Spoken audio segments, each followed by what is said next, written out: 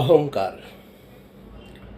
অহংকার, সত্যিই তুমি অহংকারী। তাই যদি হয় কি নিয়ে অহংকার করছো বলো তো ভাই?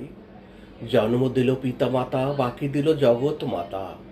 কথা বলা শিখলি যখন, তখনই তুই আমি হলি।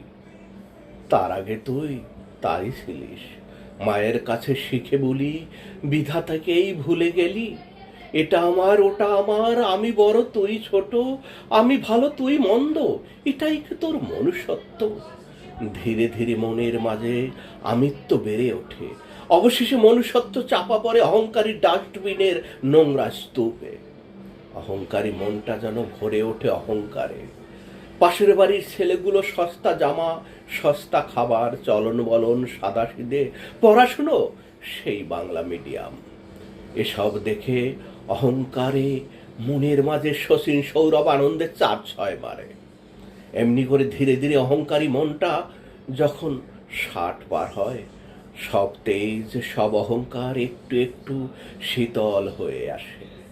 আমিত্ব আর আমার আমার ভালো মন্দের বিচার তখন এমনিতেই হারিয়ে যায়। অহংকারী মনের প্রতি প্রচণ্ড ঘৃণা হয়। পাশের বাড়ির ছেলেগুলোকে দেখলে এখন কেন যেন মায়া হয়। অহংকারী মনটা আজ সবাইকে ভালোবাসতে চায়।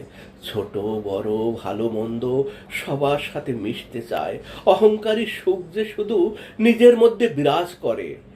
যে সুখে অহংকার নেই, সে যে বিশ্বজুড়ে আনন্দ পায়। আমার লেখা, শঙ্কর।